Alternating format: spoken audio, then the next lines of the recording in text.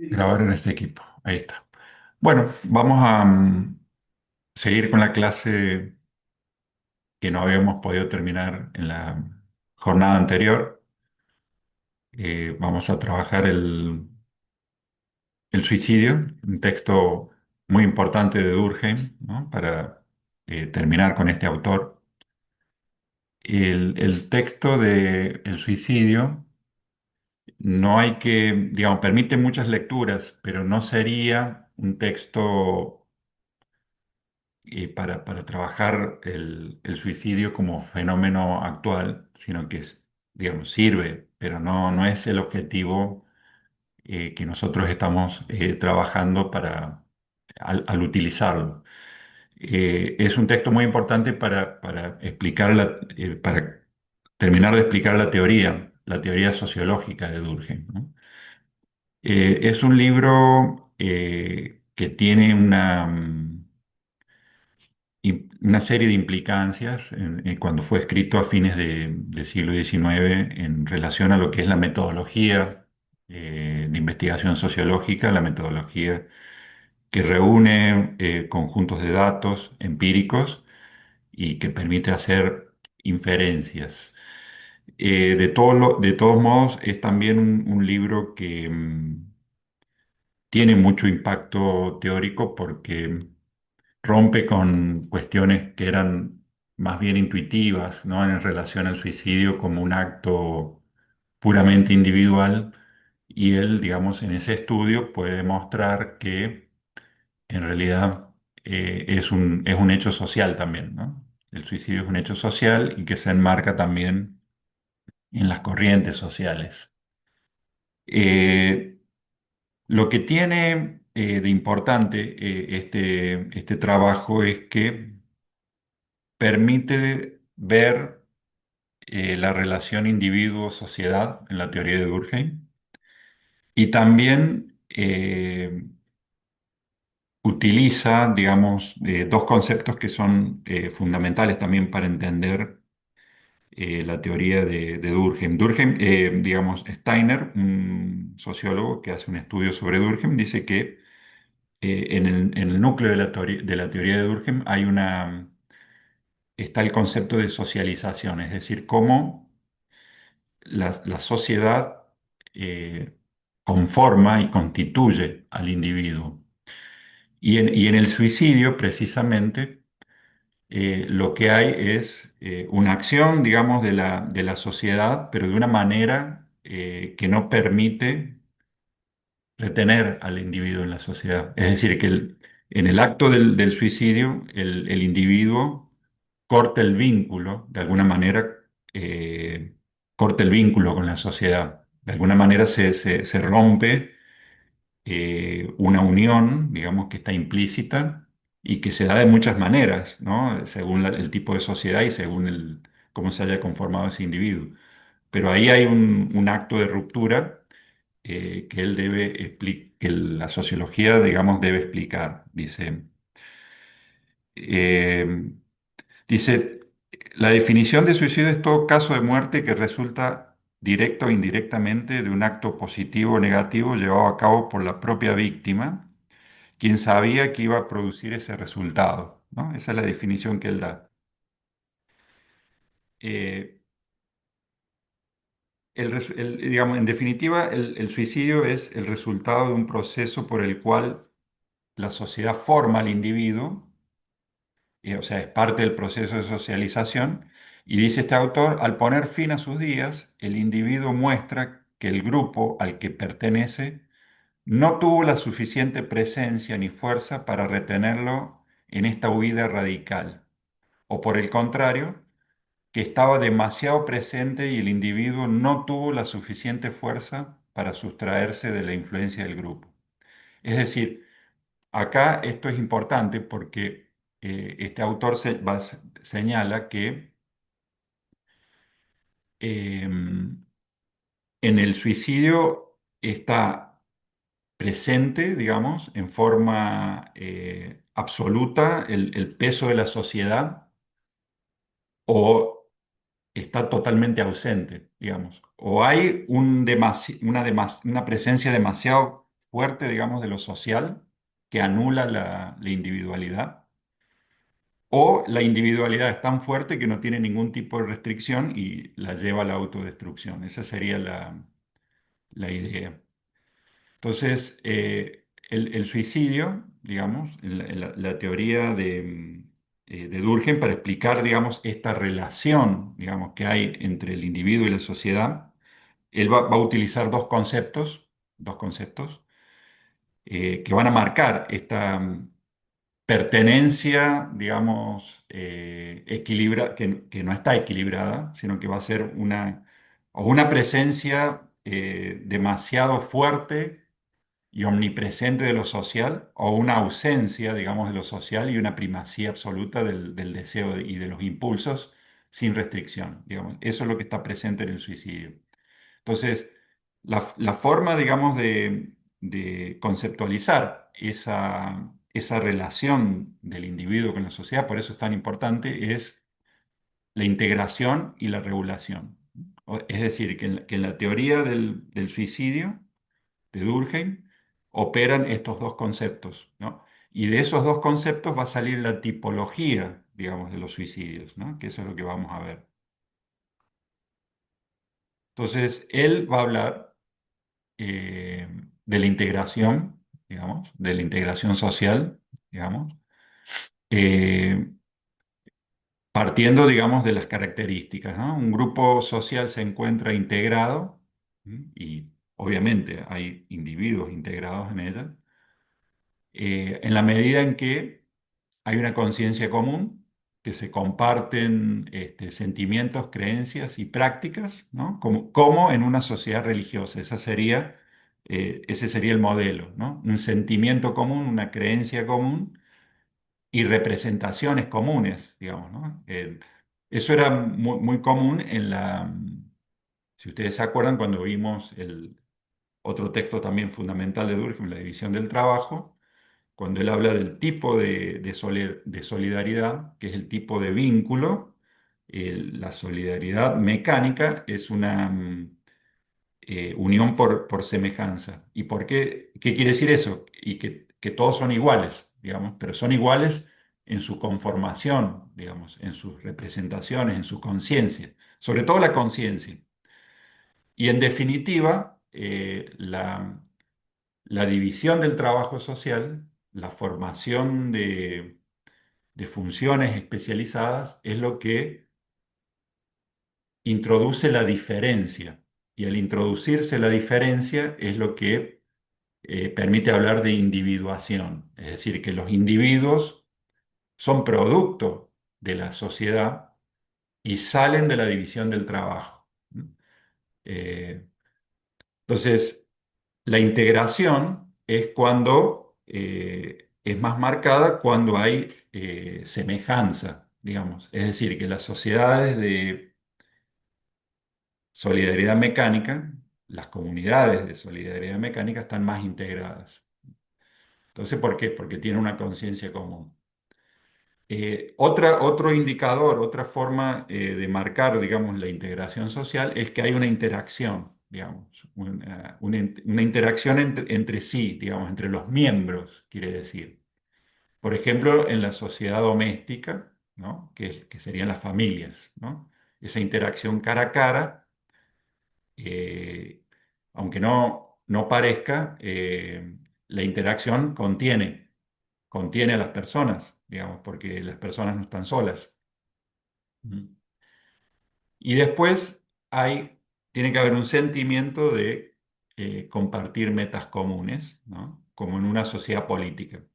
Que cuando uno dice sociedad política, no quiere decir necesariamente que sea un macroestado o un estado o un país. Se está refiriendo a tener una finalidad común y puede ser también de un pequeño grupo, entendido políticamente así. Entonces, y lo que es fundamental, en la integración, la sociedad opera como polo de atracción, ¿m? Es como polo de atracción para los individuos, ¿no? Entonces, hay una similitud en la conciencia de los miembros. Entonces, esto que dice que opera como polo de atracción, es la contención que da el grupo al individuo, ¿no? Que es, ya vamos a ver, digamos, con más detalle los dos conceptos, ¿no? Entonces, la integración es lo que atrae y que mantiene, digamos, en la similitud. Porque uno se integra en la medida en que no es tan diferente, digamos, ¿no? Cuando ya hay una diferenciación, igual la integración tiene que trabajar de otra manera, pero tiene que estar la integración. Y el otro concepto es el de regulación social, que es clave distinguirlos, porque en algunas teorías integración y regulación no están separadas, pero Durkheim las separa claramente. ¿Se acuerdan cuando nosotros hablamos de el hecho social, digamos, o la sociedad como entidad sui generis y hablaba de la característica de ser exterior, coercitiva, y que en definitiva, en sentido estricto, la sociedad sería como un hecho, es un hecho moral, moral en el sentido que impone reglas de acción, digamos, ¿no? En ese sentido, la sociedad impone, ¿no? Por eso es coercitiva, porque impone una forma de ser y de actuar a los que están integrados en ella. Entonces, la regulación social tiene que ver con esa dimensión, ¿no? La regulación social se refiere al rol moderador que juega la sociedad, a la autoridad moral que la misma ejerce sobre los individuos.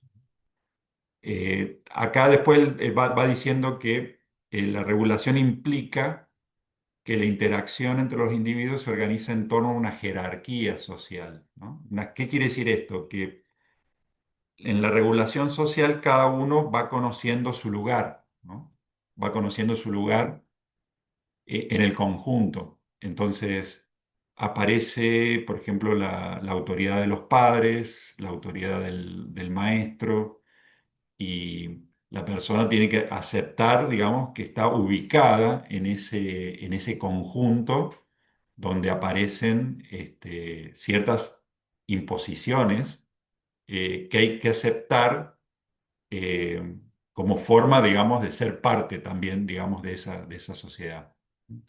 Entonces, la regulación implica también conocer los límites sociales, ¿no? Y conocer los límites sociales implica, él no lo da en ese sentido, pero tiene que ver con eso.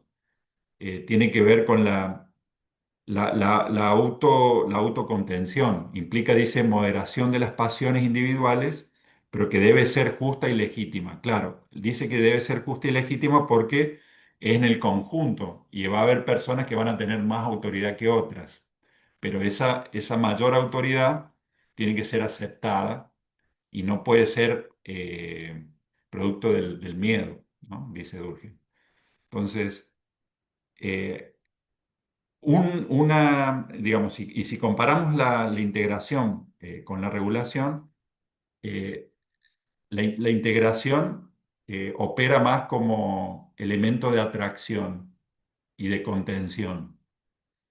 En cambio, la regulación destaca los aspectos coercitivos y de imposición, digamos, de un orden. ¿No?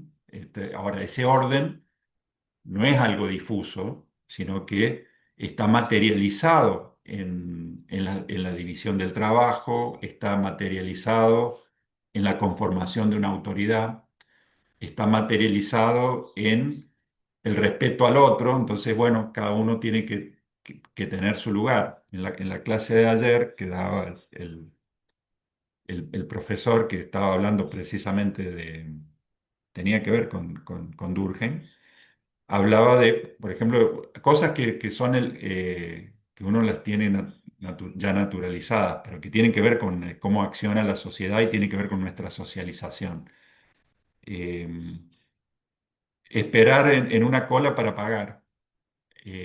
O si uno, bueno, dice, va al supermercado y bueno, y tengo que comprar algo para comer, digamos, una cosita, digamos, para uno, o por ejemplo, o un paquete de hierba, decía el profesor. Y uno va a pagar y se encuentra con que hay 10 personas en la cola. Y bueno, hay que esperar, digamos. Eso está como ya internalizado. Pero uno quisiera, si no hubiese limitaciones de ningún tipo, empezaría a los codazos a sacar a los que están en la cola y dice, bueno, cobrame a mí primero porque tengo ganas de ir a tomar mate, digamos, ¿no? Y eso uno sabe que no se puede hacer, digamos, porque están los demás. Y uno ya sabe pero no sabe por nacimiento, sino que uno lo sabe por el proceso de socialización. Por eso es la importancia de verlo así. Eh, Uno lo sabe por el proceso de socialización que ha tenido, que hay que esperar porque están los demás, digamos, y que uno no vive solo, digamos. Y eso es una restricción, digamos, es una restricción.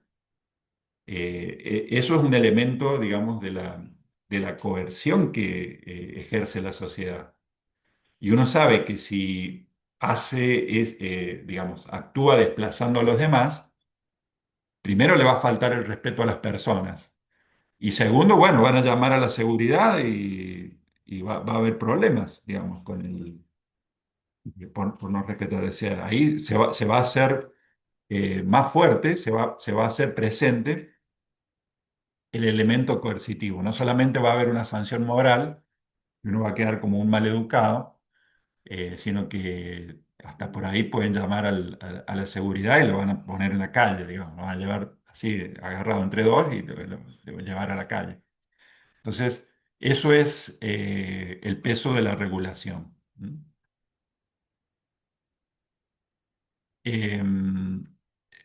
Entonces, esto hay que tenerlo presente, digamos, hay que tenerlo presente, estas dos dimensiones, ¿no? De la integración como polo de atracción y de conformación de un individuo, ¿no? Que se siente integrado porque hace lo mismo, porque interactúa cara a cara, porque está, digamos, con una finalidad común y porque pertenece al grupo, pertenece, digamos, por nacimiento, por formación, y eso, digamos, le da, aunque uno no lo vea directamente, por ahí se ve cuando eso falta o cuando es muy abusivo, pero le da un lugar, una integración a la persona.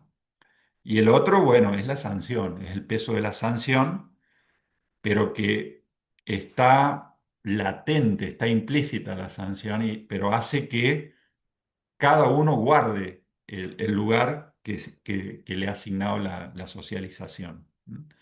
Entonces, ¿qué relación tienen estos dos conceptos con el suicidio? Bueno, dice, el suicidio es un resultado del proceso mediante el cual la sociedad incide de diferentes formas en el individuo. Esto también es importante. No hay que verlo nunca, en la teoría de Durkheim, al suicidio como un acto estrictamente separado o individual, sino que es una forma de actuar en lo social y lo social está incidiendo de alguna forma. Entonces, la sociedad dice, digamos, el suicidio es un proceso mediante el cual la sociedad incide de diferentes formas, ¿no? En el individuo, en pertenencia y contención, ¿no? Entonces, eh, lo que está implícito, va a decir Durkheim, en este acto es que el grupo o la sociedad a la que el individuo pertenecía, o sea, el individuo que se suicida, no tuvo ni presencia ni fuerza para retenerlo, o por el contrario, estaba muy presente y el individuo no tuvo la fuerza suficiente como para sustraerse a la influencia del grupo. Eso lo vamos a ver después ejemplificado. Es decir, que eh, en el acto del suicidio hay o un exceso o una carencia, digamos, ¿no? O hay eh, una falta, digamos, de contención y de integración, o, digamos, esa integración es tan fuerte que anuló la individualidad del individuo, ¿no? Valga la redundancia. Y el individuo no tuvo la fuerza como para sustraerse, digamos, de ese peso. Entonces, lo fundamental, digamos, que dice este autor, que se llama Steiner, dice, es que el suicidio es una ruptura, que en el suicidio opera una ruptura del lazo entre el individuo y el grupo. Y la segunda parte de la hipótesis es que la integración social, ¿se acuerdan? Eso que ya vimos, la integración, ese polo de atracción, y la regulación, que es lo que marca el lugar de cada uno, eh, pueden experimentar dos diferencias opuestas, el exceso o la falta. Entonces, los cuatro tipos de suicidios van a salir de la combinación, digamos, del exceso falta de integración y el exceso falta de regulación. No sé si me van siguiendo. Sí, Entonces, profe, sí, lo que yo le quería consultar, porque usted comparó la integración con la solidaridad mecánica y sí. la regulación entonces iría más con la orgánica, No, no hay que verlo así, digamos, ¿no? en realidad la integración y la regulación están en las dos. Ah, bien. Claro, en la solidaridad mecánica, tanto la integración como la regulación son más fuertes, porque son sociedades conformadas por individuos similares, son sociedades más Claro. reducidas desde el punto de vista demográfico y están estructuradas en función de una conciencia común. Entonces, la integración es fuerte y la regulación es fuerte. En cambio, cuando Ah, bien. empieza el proceso de división del trabajo social por el aumento de la población, lo que Durkheim dice la densidad dinámica, el aumento demográfico que requiere especializaciones, cuando surgen las ciudades, ¿no? Cuando se inventa la agricultura. eh, esas especializaciones van a ser la condición para que se vaya formando el individuo. ¿Por qué? Porque la conciencia se empieza a diferenciar. Porque al haber una especialización ya no todos manejan lo mismo. Entonces aparece la diferencia. Pero cuando hay diferencia también tiene que haber integración y tiene que haber regulación, que si no se desintegraría Ah, también la bien. sociedad. Y en realidad lo que hay son dos modelos de vínculo social, pero que los dos tienen esa variable. Los dos tienen la variable. Lo que Pero pasa es digamos que, que, sí, perdón, que se predispone más el tema del suicidio en lo que es la regulación, más que en la integración. ¿Es aparecen los así dos. o Aparecen los dos. Lo claro, que pasa es que eh, puede haber carencia de integración o exceso de integración. digo, el peso? Y Ah, bien. también puede haber carencia de regulación y exceso de regulación. Y el peso de regulación. Ujú. Bien, Ahí lo vamos a ver. gracias. Por eso, el exceso de regulación social tiene que ver con el fatalismo. Y después vamos a ver, hay un suicidio fatalista. ¿Por qué? Porque no deja resquicio, no deja respirar y la persona, digamos, no encuentra la forma, digamos, de proyectar su individualidad. Digamos, el fatalismo anula, digamos, el exceso de regulación anula y aplasta al individuo. ¿Mm? Ahora, cuando hay falta de regulación social, lo que se produce es la anomia, que es, no hay, no hay límite, digamos, es una prevalencia del deseo. Ya vamos a ver los ejemplos. Es decir, cuando solamente está el deseo del individuo y solamente el deseo es lo que marca la ley, puede llevar a una desintegración, porque no hay como una, porque también pierde el vínculo social. Si ustedes se fijan, solamente la marca de lo que se me va ocurriendo y lo que voy deseando puede ser autodestructivo porque no consideraría al resto y llevaría a una ansiedad prácticamente. Lleva a la ansiedad, digamos, porque no hay ningún tipo de restricción. Digamos. Eh, el exceso de integración social es también una, una carencia. ¿Por qué? Porque lleva, en la terminología de Durkheim, al altruismo. ¿Qué es el altruismo? La primacía total de lo social y la anulación de de la individualidad, ¿no? Entonces, el altruismo, por ejemplo, el ejemplo que se podría dar en el suicidio es cuando en el caso, digamos, bueno, está como resignificado, pero sacrificarse enteramente por la sociedad, sin mediar ningún tipo de consideración para la preservación individual, puede ser, por ejemplo, en un acto, cuando hay una guerra, digamos, que el soldado se sacrifica, o sin ningún tipo de miramientos para su propia preservación.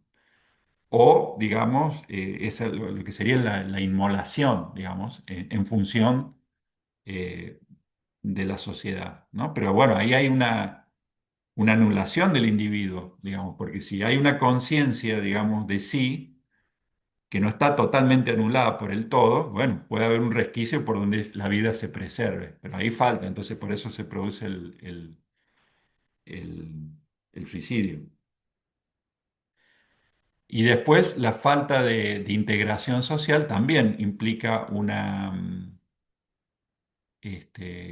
primacía del ego, digamos, porque si no hay un referente social que contenga un polo de atracción que fije objetivos común, si no hay interacción social en el grupo, cara a cara, y no hay ese sentido de pertenencia, hay una primacía del yo. Entonces, bueno, eso se llama egoísmo en la terminología de Durkheim. Si ustedes se fijan, eh, hay, en este caso, fatalismo y altruismo, hay una anulación del yo.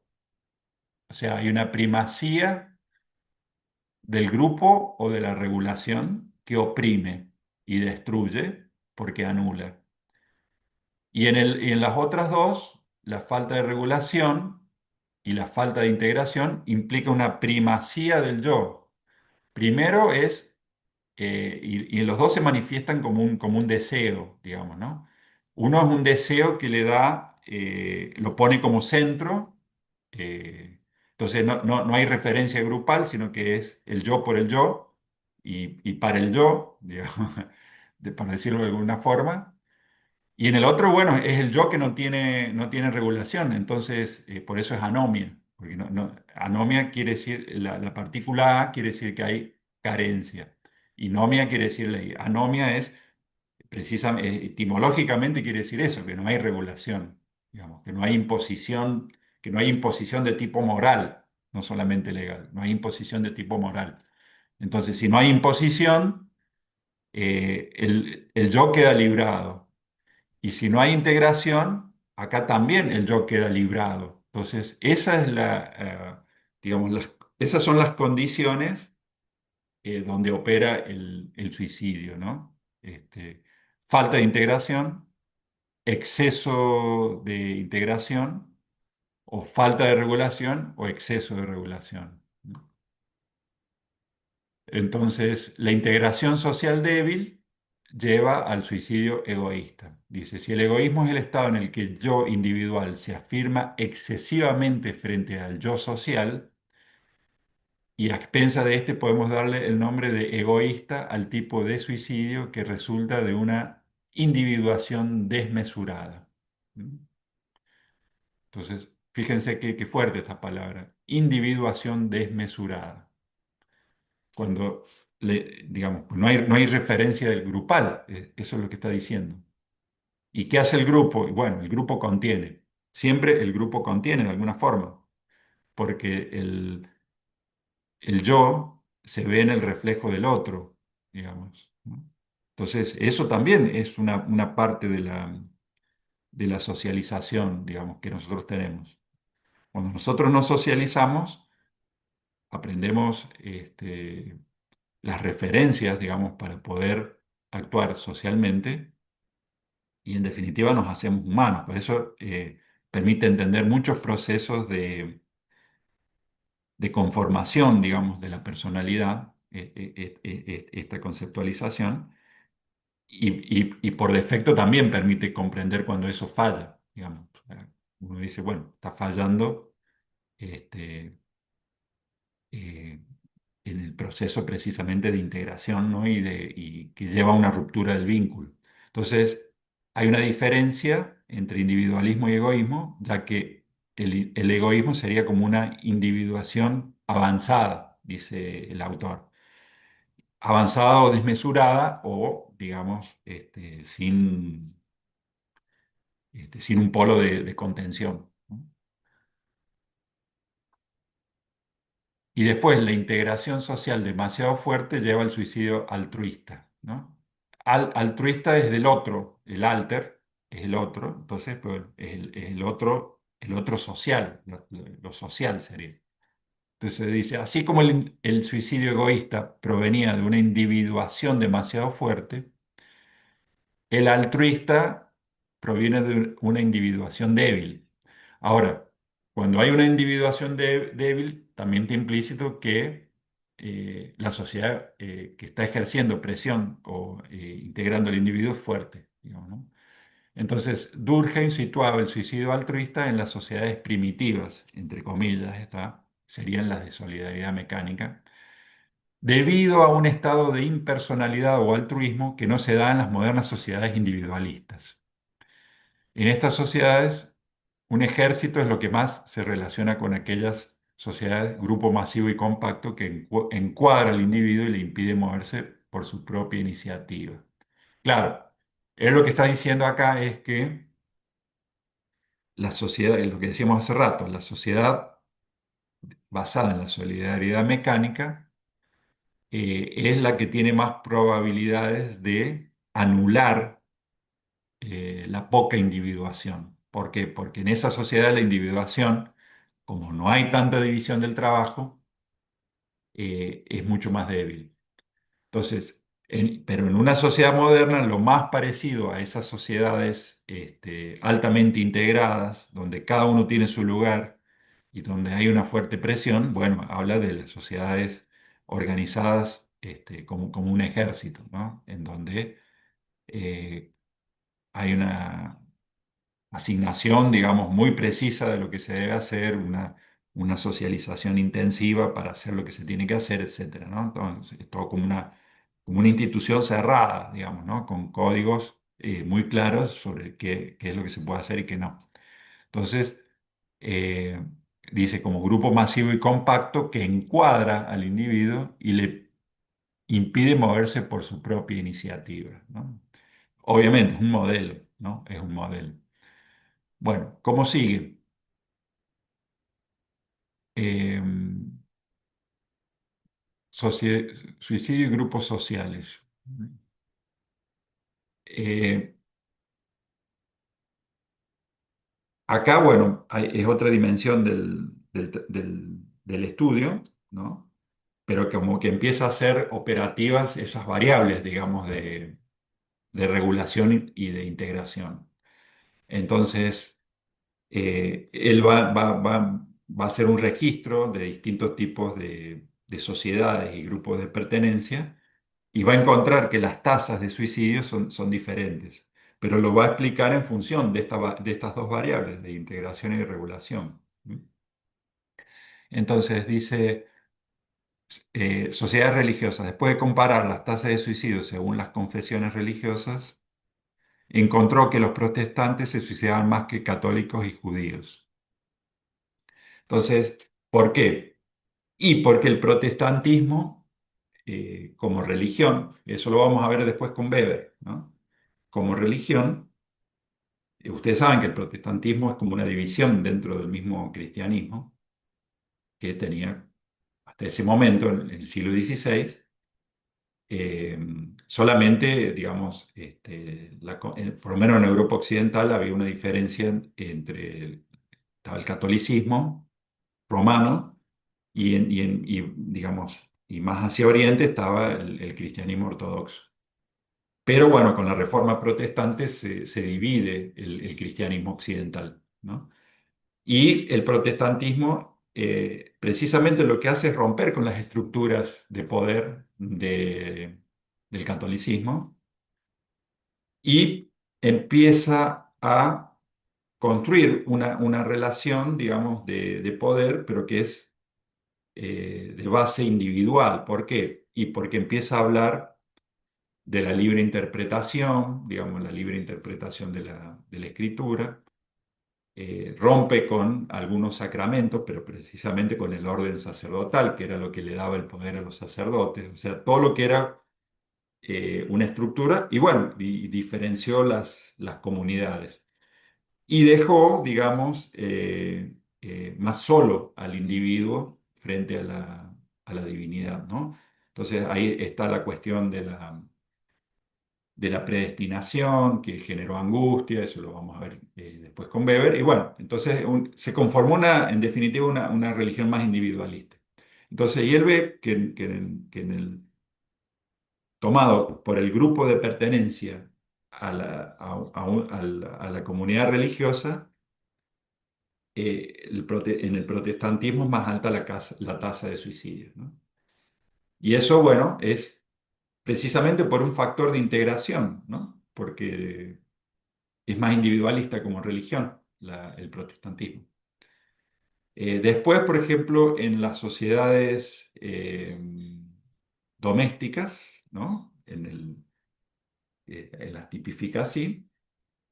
Por ejemplo, solteros, casados y viudos, es más alto el índice, la tasa, perdón, de suicidios en solteros, ¿no? ¿Por qué? Y bueno, porque el soltero está más solo, ¿no?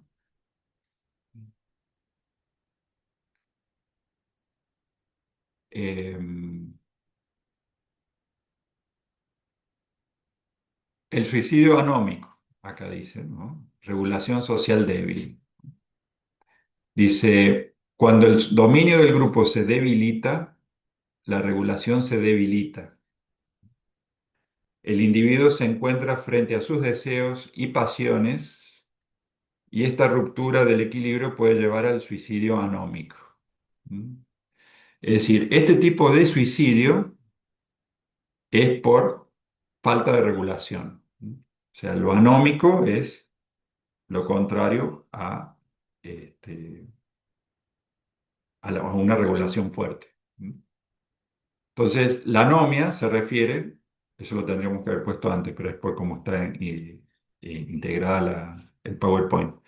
La anomia se refiere a la falta de reglas sociales y el acento está en el hecho de que las pasiones que surgen del proceso social de individuación no están contenidas por reglas morales y que los individuos padecen esa situación. Ustedes lo verán, digamos, que para evitar angustias, para evitar ansiedades, por ahí es más fácil que cada uno sepa lo que tiene que hacer, ¿no? Ustedes imagínense eh, entrar en un país extranjero, esto no digo en relación al suicidio, pero sí como si uno empieza a interactuar en un espacio de incertidumbre, que llega, digamos, a un aeropuerto y nunca ha estado antes en un aeropuerto, y no sabe para qué son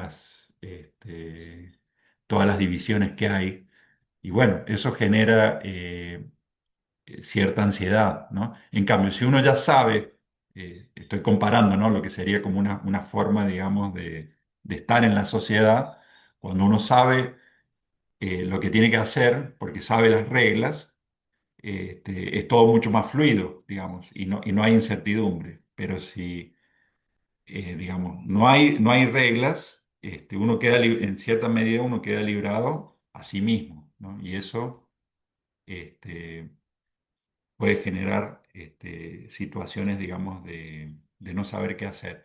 En cambio, y acá precisamente, digamos, cuando eso se agudiza, digamos, y no hay ningún tipo de regulación, lo que hay precisamente es una situación de anomia y donde, digamos, se empieza a sobredimensionar, digamos, la voluntad individual, ¿no? O sea, no hay contención.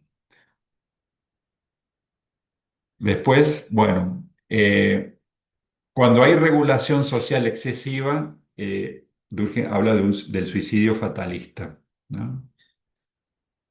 Dice, es el suicidio que resulta de un exceso de reglamentación que es cometido por sujetos cuyo futuro está despiadadamente limitado y las pasiones comprimidas por una disciplina opresiva. Es frente a lo que no se puede hacer nada como el despotismo absoluto. El ejemplo típico es el de los esclavos, ¿no? En sociedades más antiguas. Claro, el hecho de no poder salir de un lugar y tener una restricción absoluta, puede llevar también al suicidio fatalista, ¿no? Digamos, es decir, considerar que la muerte es la única forma de liberación, ¿no? Cuando ya no se puede salir de un lugar extremadamente opresivo y regulado, sea como sea, ¿no? Es una cuestión de modelo, ¿no? Lleva al suicidio fatalista. No sé si ven la diferencia, ¿no? Uno aplasta al yo y el yo no ve salida, y el otro deja librado al yo y al no tener ninguna regla, queda en una situación de anomia, ¿no?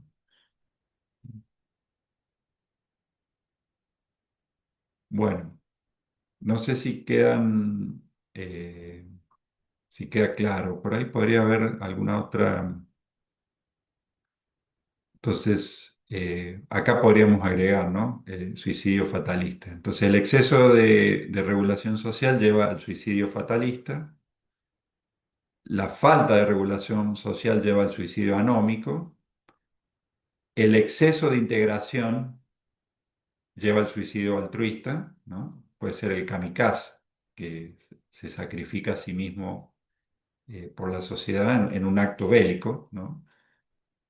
Y la falta de integración social es el egoísmo, ¿no? Entonces, hay dos que le dan una primacía al individuo, uno por tener por referencia el propio deseo, y la otra por falta total de regulación y de asignar un lugar, que queda así como en anomia, digamos, de hacer lo que quiere, y en el otro extremo, el exceso de regulación aplasta y lleva al fatalismo, al suicidio fatalista, y la falta de integración al egoísmo. No sé si queda claro. Después le vamos a agregar acá el tipo de suicidio para que. Pero fíjense cómo eh, cada tipo de suicidio no es estrictamente un acto individual, sino que es un acto que está en relación a la sociedad, ¿no? Por falta, por exceso, por exceso de integración que anula por exceso de regulación que aplasta, y en el otro es o por falta, digamos, de reglas que deja librado, digamos, a los impulsos, a las pasiones, o por falta de integración que también deja, digamos, en manos del deseo infinito lo que hace el individuo, ¿no? Entonces no tiene ningún, en los dos faltan referencias y en el otro son tan fuertes que terminan anulando, ¿no? Y en sentido inverso eh, se podría decir que en el exceso de regulación y en el exceso de integración hay también una debilidad, digamos, en la personalidad, ¿no? Eh, si ya está individualizada, si ya está en un proceso de individuación.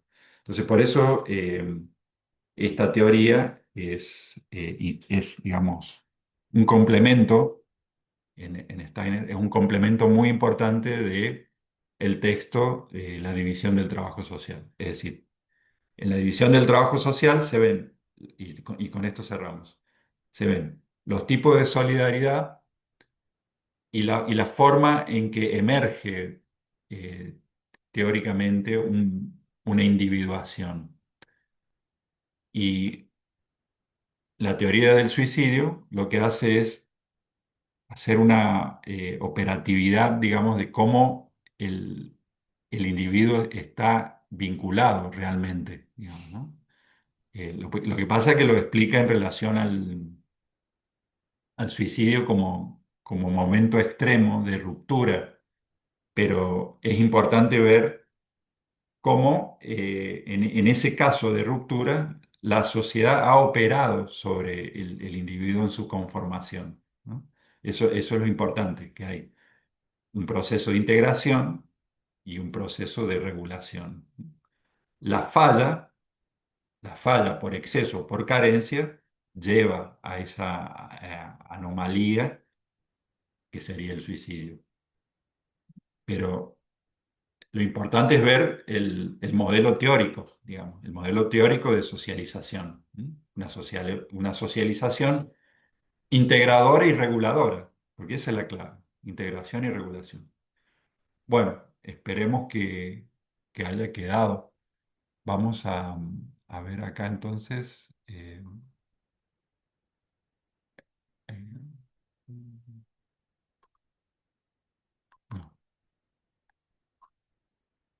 Ahí se ve en la nueva, o sigue la misma. A ver.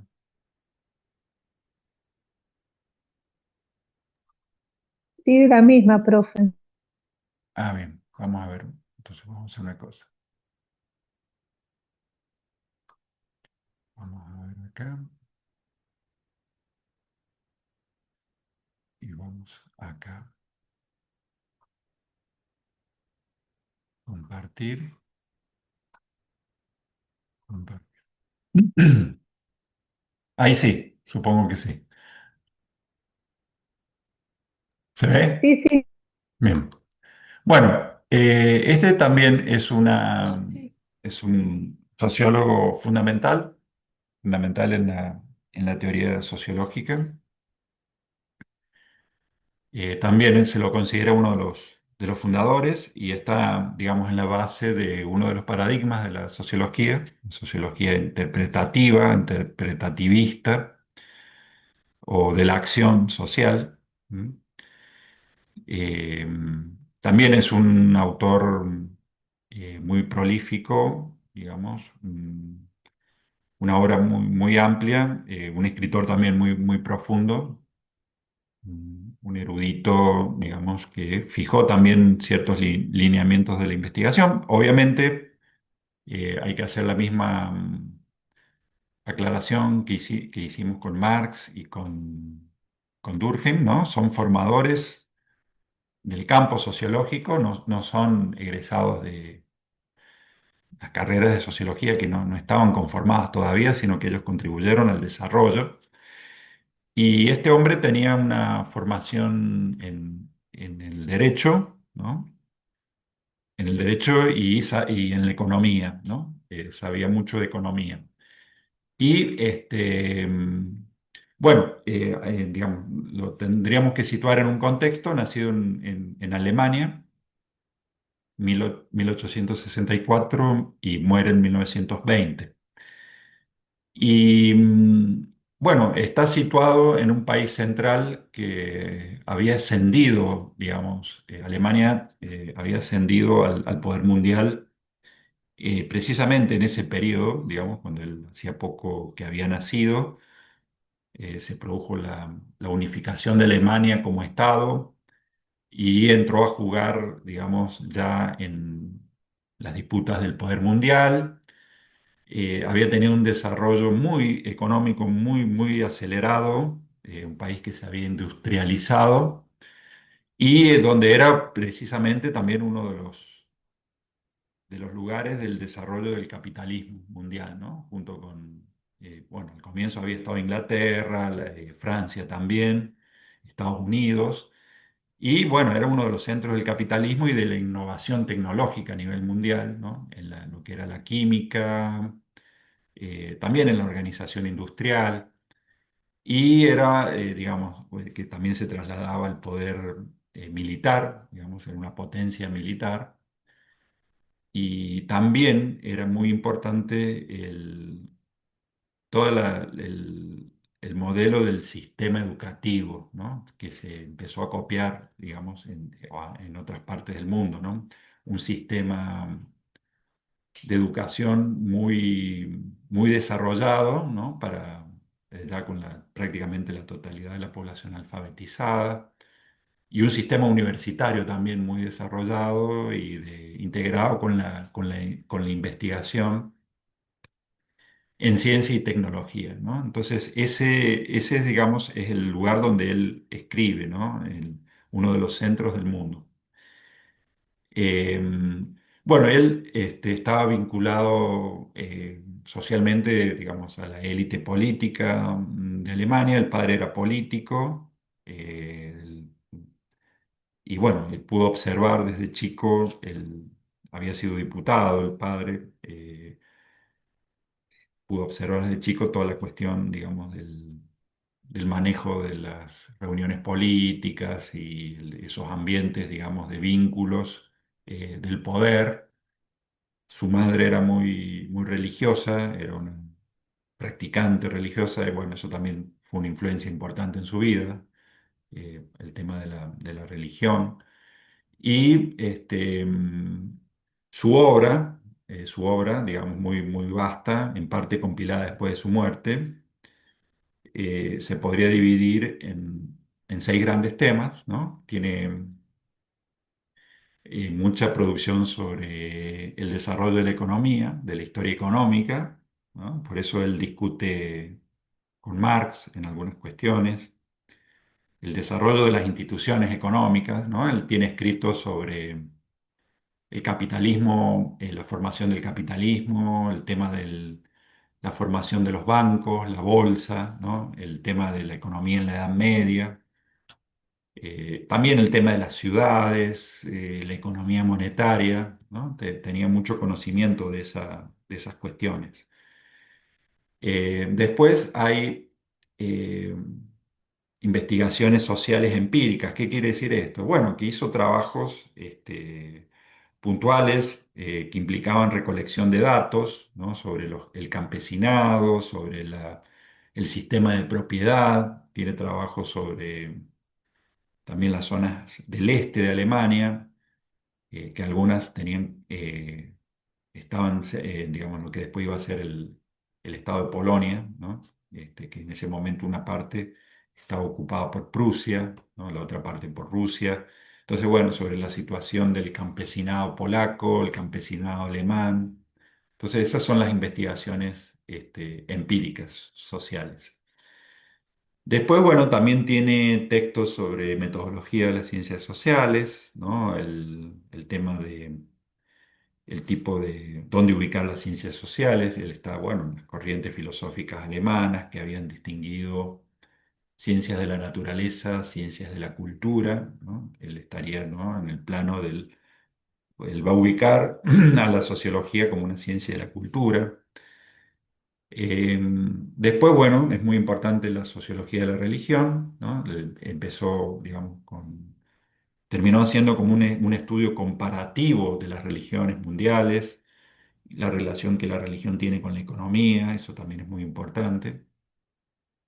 Escritos de sociología en general, por eso también es un sociólogo teórico, digamos, muy importante. Y también escritos sobre política, ¿no? Política y sociología política, ¿no? Él hizo una famosa tipología, digamos, de la autoridad política, que nosotros lo vamos a ver. Y también escribió sobre la política de Alemania en la coyuntura, digamos, de la Gran Guerra y la República de Weimar. Fue convencional constituyente en la constitución alemana que se dictó después de la guerra, ¿no? Que fue una república, ¿no? Porque había caído la monarquía, etcétera, ¿no? Él tiene fue siempre, bueno, muy agudo en sus análisis. También escribió sobre, bueno, en eso tiene que ver con los escritos de economía, sobre el capitalismo, el desarrollo capitalista. Él hizo un viaje a Estados Unidos siendo joven y pudo observar cómo se había conformado la sociedad norteamericana, que era uno de los polos también del capitalismo, ¿no? Bueno, este es un libro, son dos de sus libros más famosos, bueno, Economía y Sociedad, libro póstumo. Ahí están los principales desarrollos teóricos de la sociología, también desarrolla mucho de la sociología de la religión y del capitalismo.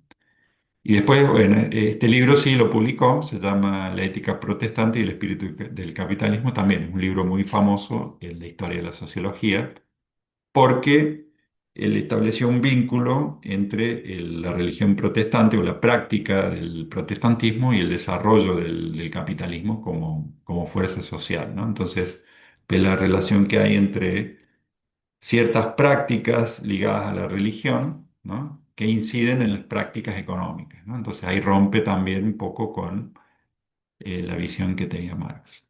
Bueno, un poco el autor que nosotros hemos usado para trabajar este autor, que es muy complejo, se llama Gianfranco Poggi, ¿no? Que era un sociólogo italiano, ya fallecido, que especialista en la obra de Weber, ¿no? Son libros muy amenos, muy bien explicados sobre la sociología weberiana, ¿no? No es el único libro, también tiene libros sobre el Estado, se dedica también a la sociología política. Bueno, nosotros veníamos de ver un sociólogo, ¿no? Donde, por lo menos a nivel teórico, ¿no?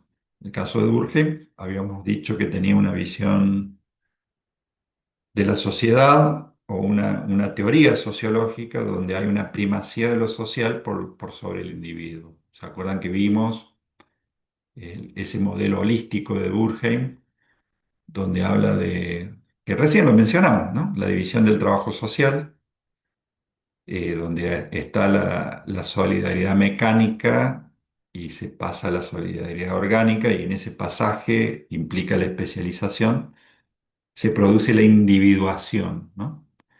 Y a su vez es crucial para entender lo que hacen los individuos, el proceso de socialización. Y ese proceso de socialización tiene esa modalidad integrativa y la modalidad regulativa, ¿no? Pero siempre el polo está en esa entidad exterior y coercitiva que es lo social, ¿no? En Durkheim, ¿no? Bueno, acá, por lo menos a nivel de sociología teórica, el camino es inverso, digamos. Por eso la sociología es una ciencia, una disciplina multiparadigmática, ¿no? Entonces, vamos a encontrar distintos modos de entender lo social. Eh, el camino que hace Weber es inverso, porque dice, no, bueno, lo que está en el centro es el individuo y su capacidad de significar y en esa capacidad de otorgar sentido se va a constituir el mundo social, ¿no? Entonces, fíjense cómo en el centro está la capacidad de simbolizar, ¿no? Bueno, y ahí hay varias cuestiones, ¿no? Porque yo hace rato les había dicho que eh, en la ciencia, en la filosofía alemana se había distinguido el mundo natural y las ciencias de la naturaleza y el mundo cultural y la ciencia de la cultura.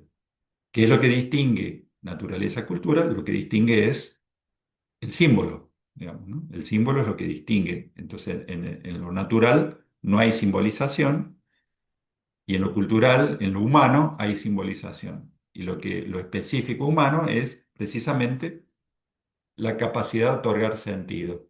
Y en ese otorgar sentido se va constituyendo el mundo en relación a los otros, ¿no? Que hacen el mismo proceso. Entonces, el mundo social empieza o se constituye a partir de la atribución de sentido por parte de un sujeto. Entonces, después va a decir, esto es más filosófico, que no se capta directamente la sociedad, nunca se capta directamente la sociedad o la realidad como en sí, digamos, sino que siempre hay una mediación de procesos subjetivos, que son precisamente esos procesos de simbolizar, que ordenan determinados aspectos fenoménicos de la sociedad. Eso quiere decir que, eso viene también de la filosofía kantiana, nosotros no podemos ver la realidad en sí, sino que nosotros siempre vamos a tener categorías de entendimiento y procesos subjetivos que nos van a focalizar algún aspecto de la realidad y la vamos a entender en función de nuestra subjetividad. Entonces, esta cuestión de entender las relaciones causales, de crear conceptos, tipologías y decir y entender lo que los demás hacen, tienen que ver con procesos subjetivos, ¿no? eh, la realidad en sí sería algo incognoscible. Digamos. Nosotros siempre estamos mediados por la palabra, por el significado y por la capacidad de entender. ¿Mm? Entonces,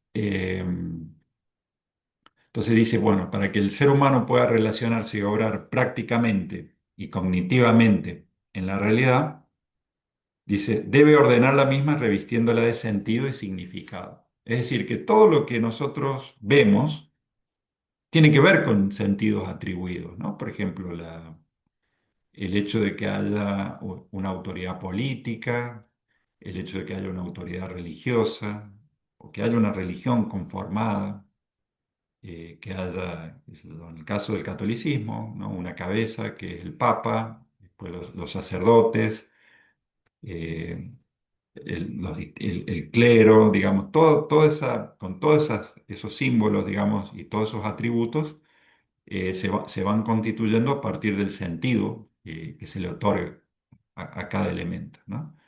Entran en una narración, digamos, que tiene que ver también con un origen y se va conformando un mundo, ¿no? Después Weber va a decir, eso, digamos, es elaborado también por determinados estamentos, determinados grupos, que administran también esos sentidos, ¿no? Y eso también es una forma de poder.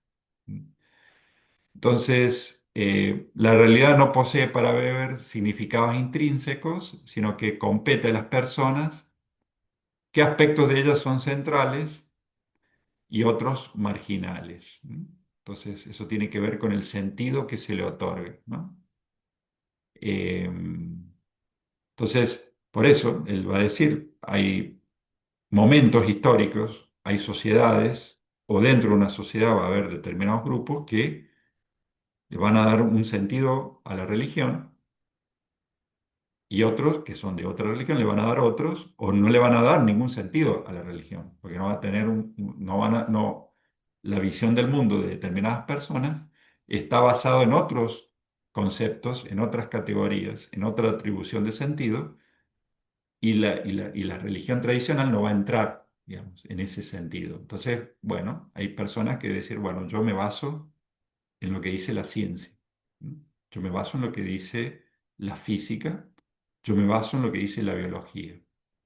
Y mi visión del mundo es en función de lo que dice la biología y mi visión del mundo social es lo que dice el conductismo, ¿no? Entonces, bueno, hay una determinación en gran medida biológica de lo que hacen las personas y yo interpreto el mundo así. Bueno, pero eso es una forma de seleccionar ciertos elementos y dotarlos, digamos, de un sentido para la propia acción y se interpreta lo que hacen los demás en función de ese esquema.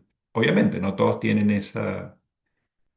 no todas las personas tienen formación científica, ni tienen por qué tenerla, y bueno, van a operar otros elementos, pero el esquema, digamos, tiene que ver cómo el sujeto atribuye y le da sentido al mundo en que está viviendo y lo que hacen los demás.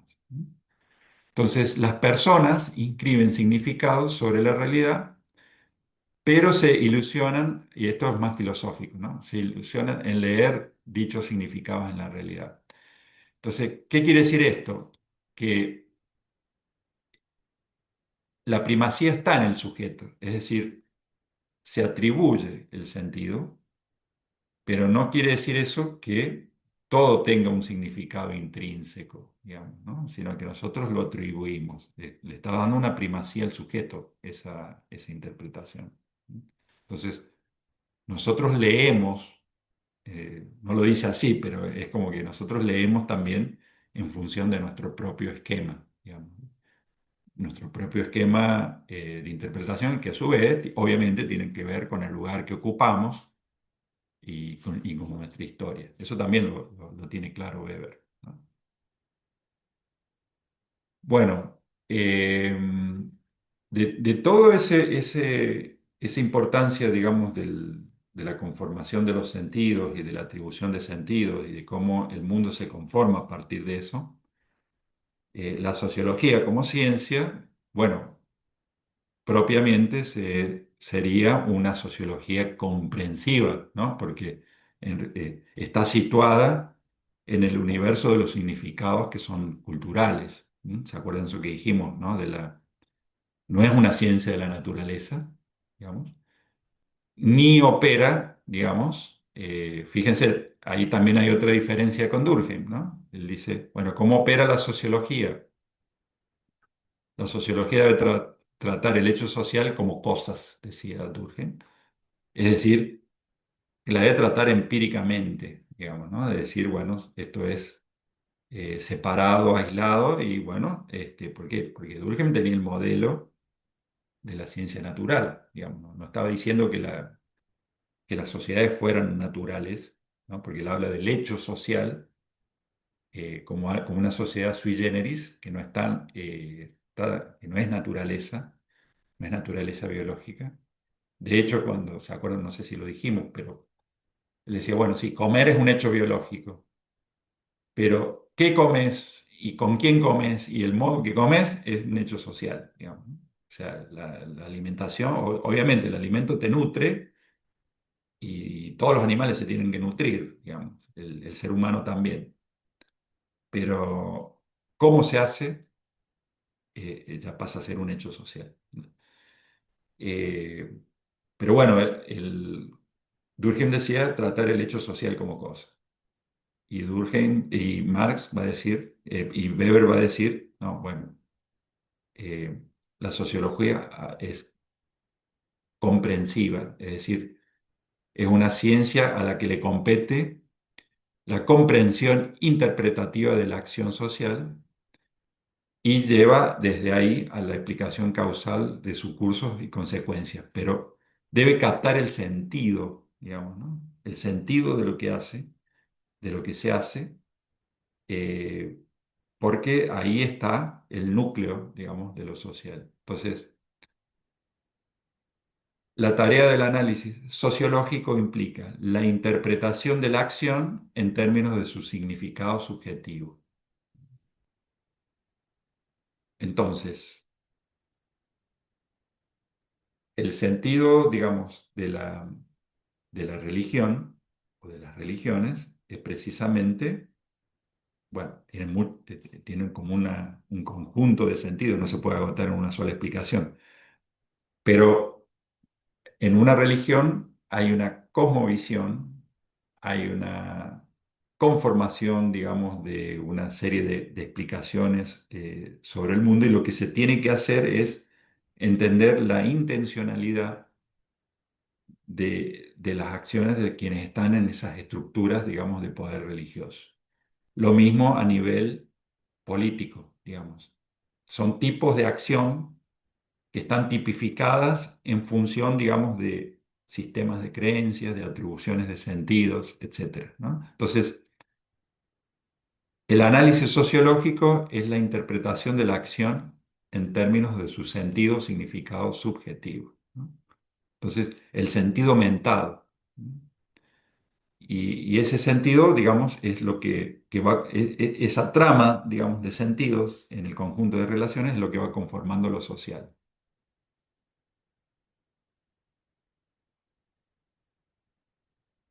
Bueno, él, bueno, un poco lo que dijimos recién, la comprensión, que en alemán es el Verstehen. ¿No? Verstehen quiere decir comprender, ¿no?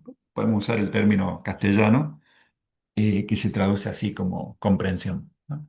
Lo pongo porque ustedes en la bibliografía, no solamente en los mismos textos de Weber, sino que en la bibliografía de los manuales que explican, digamos, a Weber, como este de Poggi o de Ritzer, que nosotros utilizamos, ponen en cursiva el término alemán, digamos, porque tiene un sentido específico, ¿no? Pero que se traduce como comprensión. Entonces, bueno, eso que dijimos recién, la comprensión marca una diferencia fundamental sobre todo con la ciencia de la naturaleza, ¿m? Porque la ciencia de la naturaleza implica magnitudes que se van cuantificando y relaciones causales que parten también de un modelo mecánico, pero no hay una subjetividad, digamos, ¿no? En lo natural, ¿no? Por ejemplo, en la transformación, digamos, de la química, digamos, de un proceso de formación, por ejemplo, si estamos en la geología.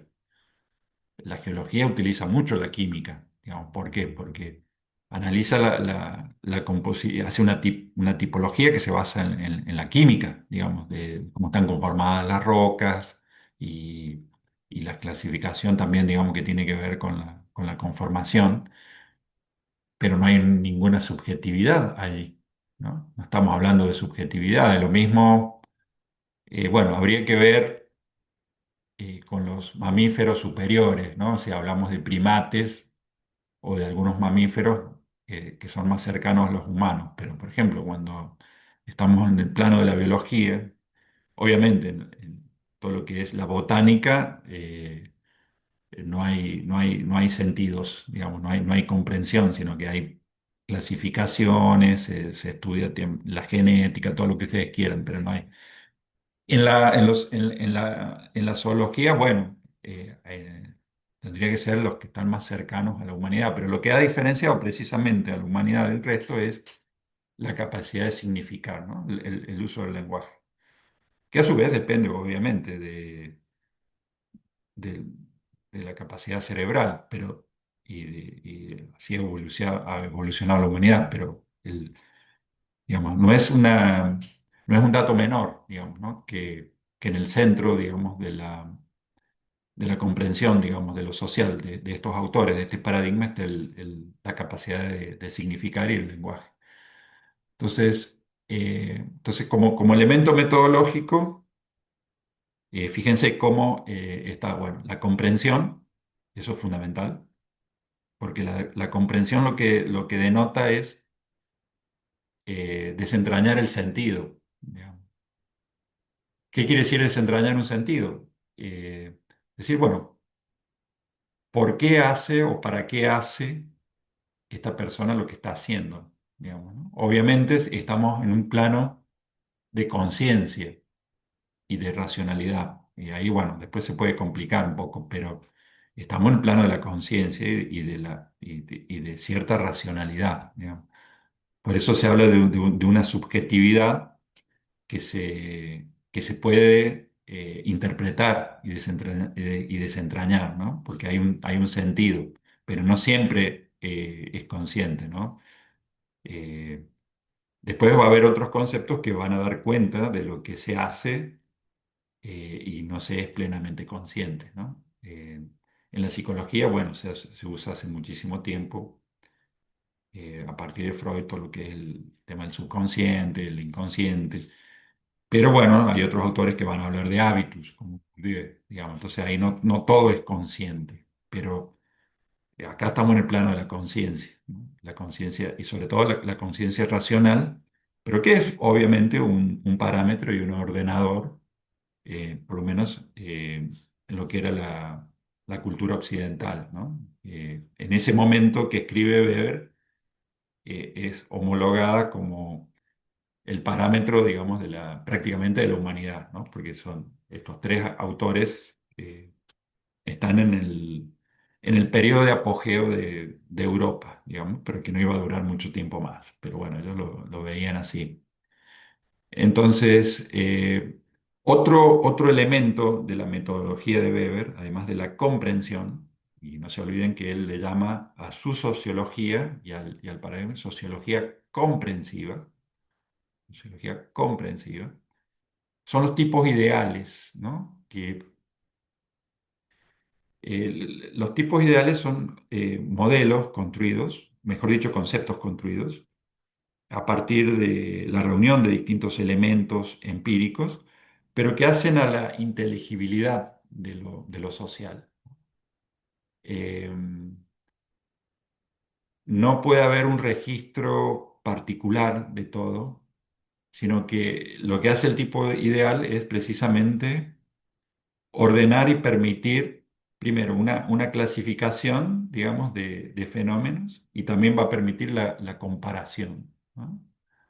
Entonces, un tipo ideal, por ejemplo, ustedes se van a sorprender, un tipo ideal es la burocracia, por ejemplo. La burocracia como, como forma, digamos, de poder implica una estructura jerárquica, digamos, de cargos que no son propiedad privada de quienes los ocupan, sino que pertenecen a la organización. Procede por mecanismos que quedan registrados, durante mucho tiempo quedaron registrados, escritos en papel, pero bueno, se sigue como un procedimiento, ¿no? Y es, digamos, y se utiliza, digamos, para administrar en sociedades complejas, ¿no? Bueno, pero eso es un tipo ideal, porque burocracias hay de distinto tipo, de distinta calidad, de distinto tamaño, y las ha habido a lo largo de la historia, a partir de cierto momento, y existen una diversidad enorme en el mundo. Pero no, digamos, pero la ciencia sociológica no puede proceder con un registro caótico, digamos, de esas formas de administración, sino que utiliza un concepto que es burocracia, precisamente para ordenar y hacer inteligible ese modo, digamos, de ejercer el poder, ¿no? Eh, Otro tipo ideal, por ejemplo, lo vamos a ver en la política, es la dominación carismática, ¿no? Que dice, bueno, opera con un líder con características singulares, pero bueno, hay infinidad de líderes en la historia, pero bueno, se hace inteligible con esa categoría, digamos, ¿no?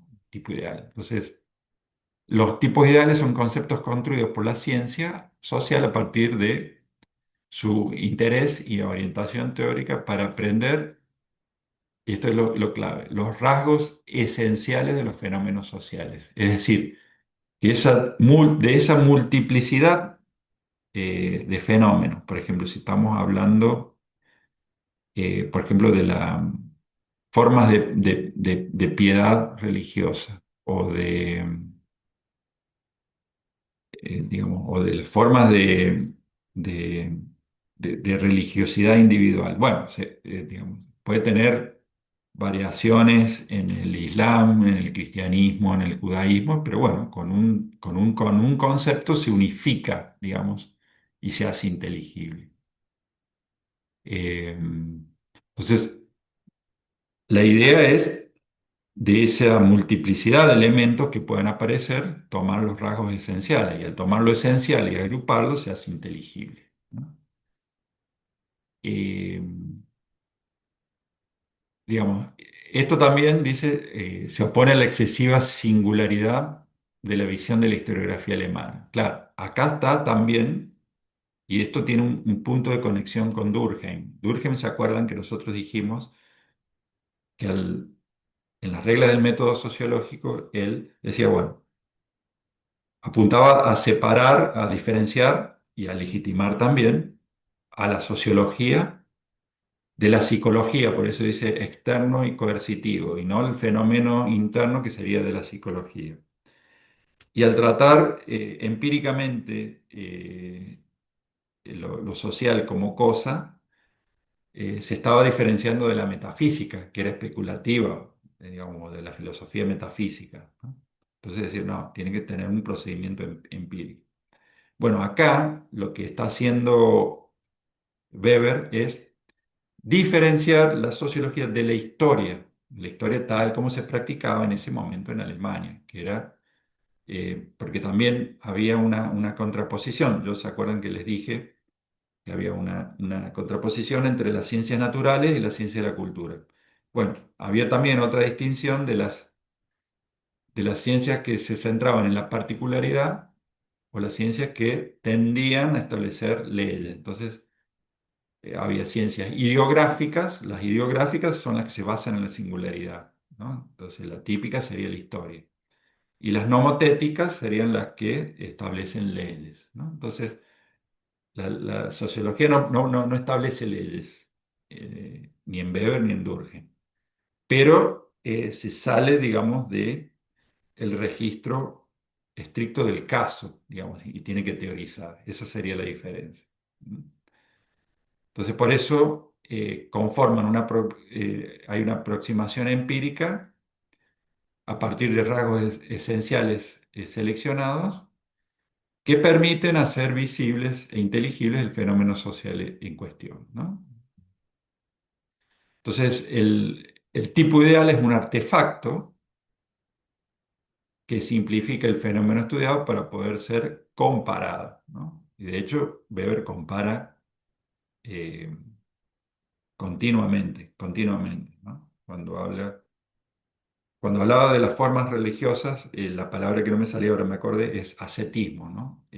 Ascetismo mundano, intramundano, ese proceso de separación del mundo puede ser de distintas formas. Entonces, bueno, son tipologías. Después otra cosa es que la tipología se tiene que componer de pocos tipos. ¿Mm? eh, Cada cual o cada una se configura como un conjunto internamente coherente de rasgos que se corresponden recíprocamente. Bueno, eso también es importante. Bueno, bueno, esto es un poco lo que ya habíamos dicho en relación a la atribución de sentido, tiene que ver con esas premisas antropológicas de la acción. Eh, ¿Se acuerdan? Bueno, volvemos a lo mismo. El núcleo, digamos, de la sociología es la acción. Y la acción es individual y tiene un componente subjetivo, ¿no? Ese componente subjetivo tiene que ver con un sentido aumentado, es decir, yo hago esto para tal cosa, digamos, ¿no? Y tiene la limitación, como dijimos recién, que es en el plano racional o consciente. Dice, el proceso de atribución de sentido e interpretación de significados es inevitablemente un proceso mental y por ende individual.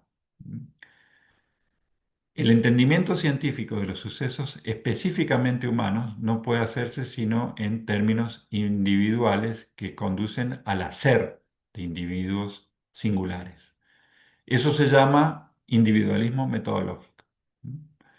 La acción como orientación subjetivamente comprensible de la propia conducta, o solo existe como conducta de una o varias personas individuales, ¿no? Esto se diferencia, como dijimos recién, con la visión de Durkheim, ¿no? Que partía de un holismo, digamos, de un holismo metodológico. Una cosa es el holismo metodológico, donde la primacía es lo social y el individuo se socializa a partir de algo que lo antecede y que preexiste, que tiene una primacía ontológica. El individuo sale de la división del trabajo, va a decir Durkheim, y acá, a nivel teórico, dice, no, bueno, en el principio está el sentido. ¿Y dónde está el sentido? Está en la subjetividad. ¿Y dónde está la subjetividad? En un individuo. O sea, el principio es el individuo.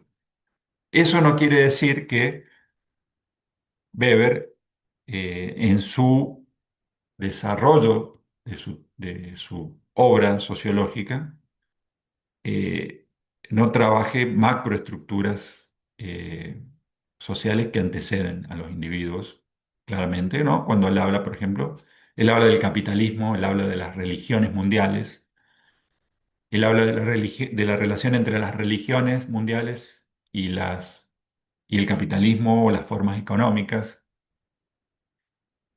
Y no está hablando no se centra en un líder religioso, digamos, en la subjetividad de un líder religioso. No,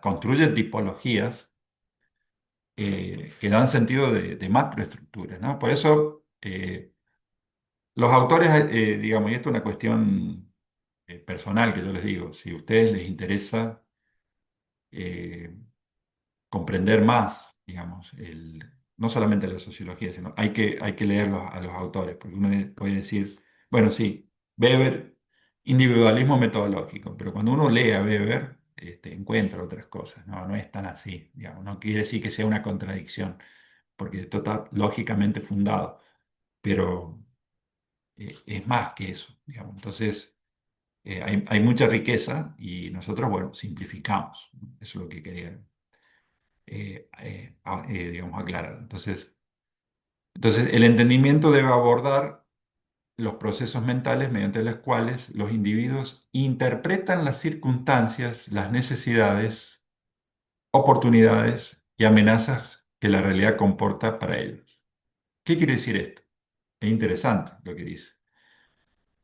Cuando uno dice abordar los procesos mentales mediante los cuales los individuos interpretan las circunstancias. Ustedes fíjense, eso que hablábamos recién, hace rato, cuando hablábamos de Durkheim, de la regulación, lo que Durkheim ve como regulación, es decir, el lugar que cada uno debe ocupar en un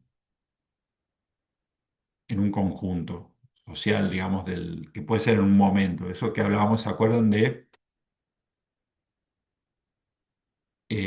la cola en el supermercado? Digamos, ¿no? Pero lo veíamos en relación a la primacía del yo, del deseo, como diciendo, bueno, quiero ir rápido a tomar mate o a tomarme un té o a comer algo y voy al supermercado y me encuentro con que hay una cola y bueno, me dan ganas de codear a todos y que me atiendan a mí primero e irme rápido a mi casa, digamos. Y nosotros decíamos, no, bueno, eso no se puede hacer porque está la regulación que asigna un lugar a cada individuo. Pero desde el punto de vista interpretativista, también se puede hacer una lectura de esa situación. Uno sabe que, digamos, esas personas están comprando igual que uno y que no van a permitir que otras personas les saquen el lugar, porque todos saben que están haciendo lo mismo, están comprando, y uno puede decir, bueno, la finalidad, yo tengo que leer que allá hay un guardia de seguridad, que ahí está la cajera, que no le puedo entorpecer el trabajo, que no puedo trabar el flujo de los clientes en un lugar. Y si me quiero ir rápido, si me quiero ir rápido, lo que tengo que entender es que tengo que mejor esperar y me voy a ir más rápido que si hago un escándalo. Entonces, bueno, eso es interpretar también cómo van a actuar o cómo actúan las personas en función de una finalidad. ¿Cuál es la finalidad? La finalidad es comprar y salir y volver a mi casa. Entonces, eso sería la acción racional propia, pero también parte de una lectura de de lo que van a hacer los demás, que todos están o están haciendo su trabajo o están comprando igual que uno. Y entonces, bueno, eso es una lectura eh, de un lugar, digamos, de una lectura, digamos, de lo que eh, la subjetividad conformada de cada uno provisoriamente, digamos, puede llegar a desplegar. Y bueno, eso permite una acción en sociedad, permite la vida en sociedad porque uno está leyendo las subjetividades. Obviamente, si uno sale de un contexto y se va a un mercado, digamos, en un país oriental, por ejemplo, un mercado que no es el supermercado que nosotros vamos a la góndola, sacamos y es más impersonal. Por ahí, bueno, si uno tiene el idioma, que es toda una cuestión, o no lo tiene, bueno, pero por ahí en algunos lugares se regatean los productos. En algunos lugares se podrán tocar las cosas, en otros no. Digamos, nosotros sabemos que en el supermercado está la góndola y uno puede sacar y saca y pone en el canastito, pero en otros lugares no se puede tocar la mercadería, ¿no?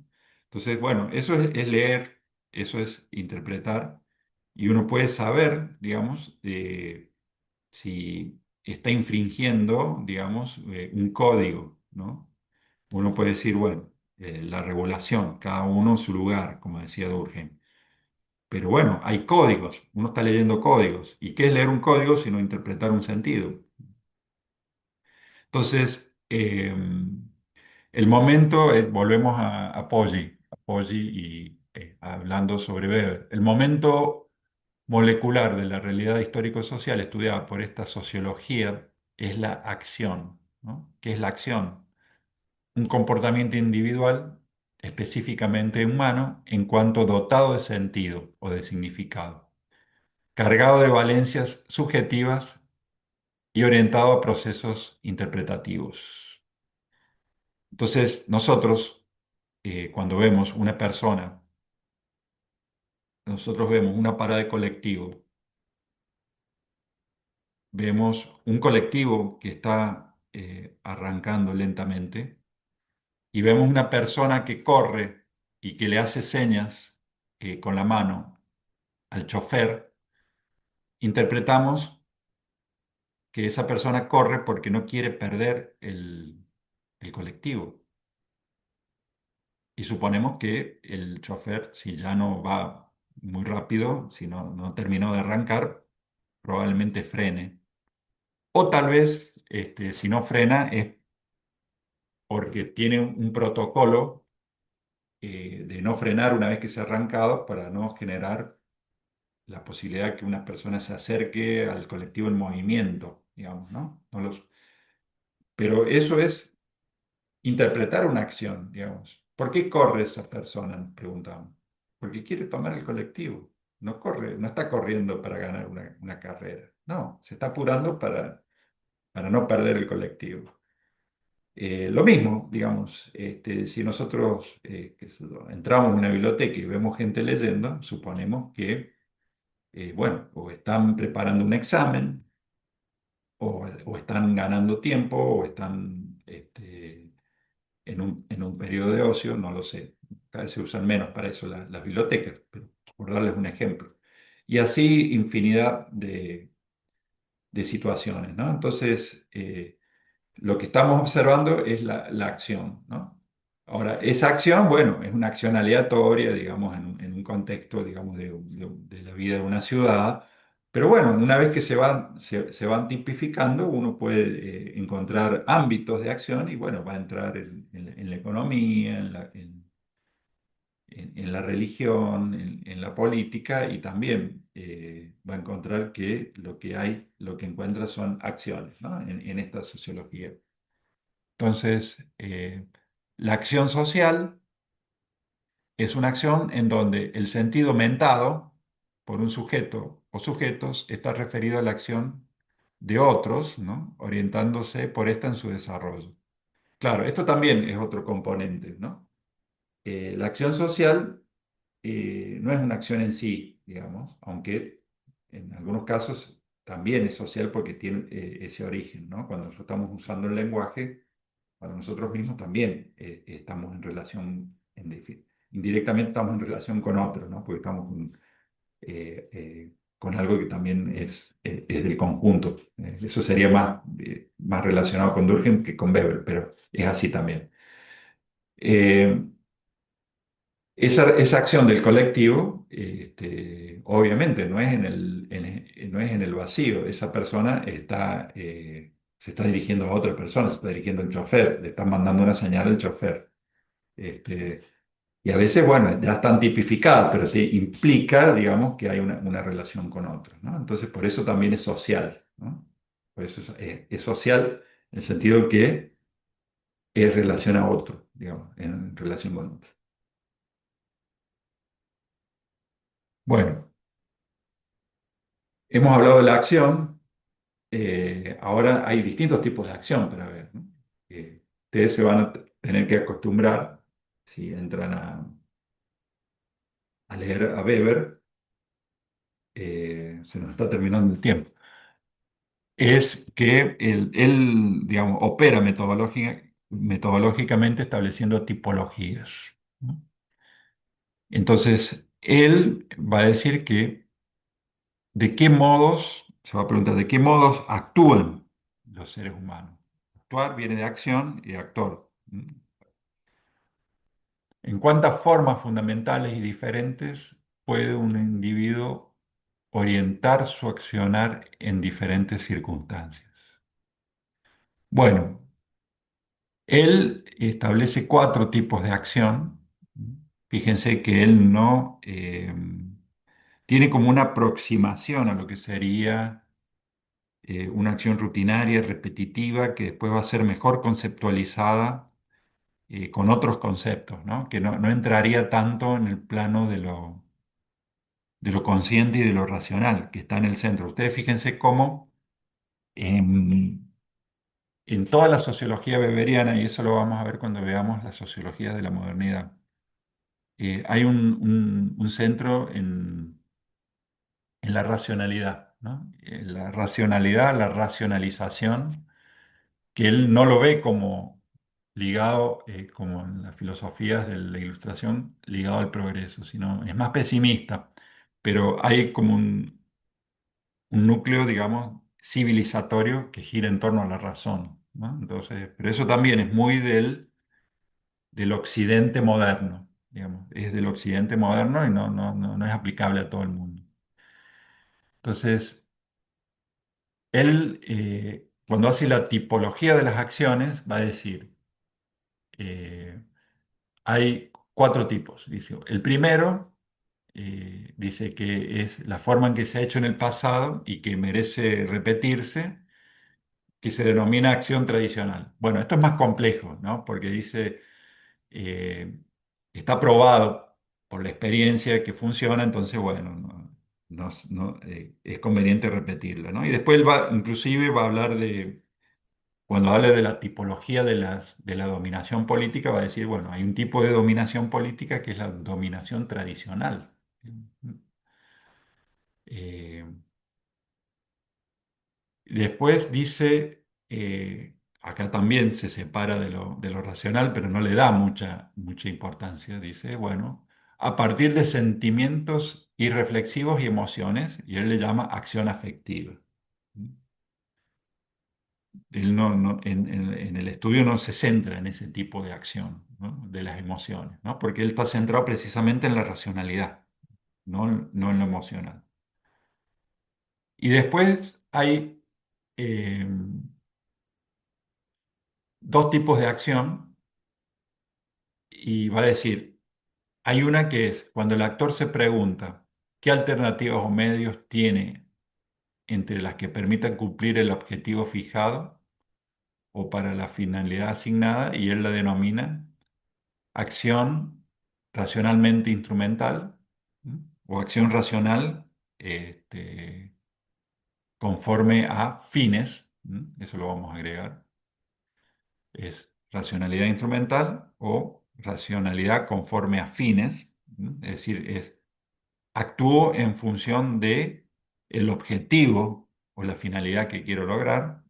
Por ejemplo, eh, si yo quiero, siempre doy el mismo ejemplo, si yo quiero llegar a la facultad en horario, porque la clase empieza a las 9 de la mañana, eh, y vivo a 10 kilómetros, bueno, o me tomo un colectivo una hora antes, o si tengo un vehículo, motor, tengo un pequeño auto, me voy en el tiempo acorde a lo que puede demandar llegar en ese vehículo. Entonces, si el objetivo es llegar a horario, bueno, yo voy a buscar un transporte, digamos, adecuado para esa finalidad. No voy a ir caminando porque tengo que salir unas horas antes o no voy a ir trotando porque voy a llegar transpirado a la clase, digamos, ¿no? No sería el medio adecuado para la finalidad de llegar a un lugar que es cursar una materia, digamos, ¿no? Tampoco digamos, y bueno, requiere ciertas condiciones. Bueno, lo mismo. Si yo quiero, digamos, conseguir un objeto, bueno, me dirijo entonces al negocio donde puedo comprarlo, digamos. Eso es una racionalidad, es una acción racional conforme a una finalidad. O si quiero, y ahí puede ser de más largo plazo, si quiero este, recibirme de obtener un título profesional, bueno, me voy a inscribir en una carrera en la facultad y voy a cumplir los procedimientos que la facultad exige para obtener el título, entre ellos ir cursando, ir rindiendo, ir aprobando las materias. Entonces, eso es una acción racional conforme a fines. Y después cuando se actúa, esto es cuando se actúa sin considerar la consecuencia inmediata, sino en función de valores absolutos, ya vamos a ver de qué se trata, es una acción racional con respecto o con arreglo a valores. Bueno, correcto. Entonces, eh, la acción racional con arreglo a fines es la que hablamos hace un momento, determinada por expectativas de comportamiento en el entorno y usando las mismas como condiciones o medios para el logro de fines propios racionalmente buscados. Eso que parece que tiene un lenguaje, es muy de Weber, ¿no? Un lenguaje así muy abstracto y no rebuscado, sino abstracto y con cierta, porque es consistente, digamos, no le sobra. Dice lo que tiene que decir. Dice expectativa de comportamiento en el entorno. Y sí, uno tiene que no va a salir a comprar en un lugar que sale a las 3 de la mañana, si no hay ningún negocio abierto, ¿no? Eh, y no va a salir a comprar sin nada de dinero en el bolsillo, sin nada en la cuenta, digamos, ¿no?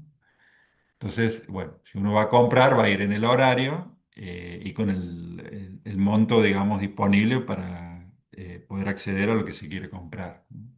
Eso es una acción típica con arreglo a fines. Ahora dice, racional con arreglo a valores, determinada por la creencia consciente en el valor ético, estético, religioso de una determinada conducta sin relación alguna con el resultado de la misma. ¿Qué quiere decir esto? Que se hace por lo que vale la acción en sí. Por ejemplo, yo también ese ejemplo, siempre doy el mismo ejemplo, pero me parece pertinente. Por ejemplo, si uno está en un dique, digamos, por ejemplo, en el dique de la Florida, en la provincia, y ve que una persona está con dificultades, es en el verano, hay personas que se están bañando, y uno ve que una persona está con dificultades para poder hacer pie o para poder mantenerse a flote en la orilla del dique con riesgo de poder ahogarse. Entonces uno sin mediar, uno por ahí no es un nadador experto, uno no es bañero, salvavidas, y uno, bueno, se arroja al agua para tratar de ayudar a esa persona, con riesgo, digamos, de poder también sufrir el mismo, la misma consecuencia. Pero uno dice, no, bueno, yo lo veo, y uno dice, bueno, lo ayudo porque éticamente corresponde ayudar a una persona en peligro, más allá de que yo corra riesgo. Lo mismo, si uno dice, sabe que hay una persona en un edificio que se está incendiando, una casa que se está incendiando, y uno entra para sacarlo, o entra para sacar una mascota, dice, bueno, porque su vida es valiosa. Y bueno, se puede caer una mampostería cuando uno está entrando, porque no hay que meterse en un lugar que se está incendiando. Pero bueno, uno dice, bueno, es más importante, esta persona es más importante que el riesgo que yo pueda correr y asumo el riesgo. Bueno, eso es una acción racional con arreglo de valores. Lo mismo, el valor estético es decir, bueno, yo hago esto porque es un producto artístico, es por el arte y no porque lo vaya a vender o porque y no importa si me consume, digamos, recursos para poder realizarlo, porque hay un valor estético. Lo mismo con la religión y con otros valores, es decir, bueno, pues yo creo en esto y lo hago. Lo mismo, por ejemplo, en el caso de también una decisión ética en relación a un conflicto bélico, es decir, bueno, uno está pertenece a una compañía militar que está defendiendo una posición y no hay ninguna posibilidad de que eso se pueda defender con éxito y se decide, bueno, lo vamos a defender hasta las últimas consecuencias para que se retrase el avance del enemigo y, bueno, ahí sería racional, pero si aunque no se retrasara y uno dice, bueno, vamos a morir todos, bueno, lo vamos a hacer y lo vamos a hacer por la patria. Bueno, eso es conforme a un valor, ¿no? Entonces, ahí de nuevo, la acción afectiva está determinada por el estado emocional y no por un cálculo de valores. Y el tradicional, bueno, como dijimos recién, determinada por modos de comportamiento habituales y por la costumbre y no por un cálculo racional. Después vamos a ver que hay ciertas complejizaciones que no vamos a tener tiempo de terminar hoy, pero que son muy importantes en esta sociología, que tienen que ver precisamente con lo que él llama la génesis de los actores colectivos, ¿no? ¿Se acuerdan que nosotros dijimos, bueno, hay un individualismo metodológico extremo en el planteo teórico, pero él ve una génesis de los grupos, también está explicado. Después vamos a ver también el tema de la sociología del poder y la sociología de la religión. Pero eso lo vamos a ver en la próxima clase porque ahora no, no tenemos tiempo. Así que bueno, vamos a detener la grabación.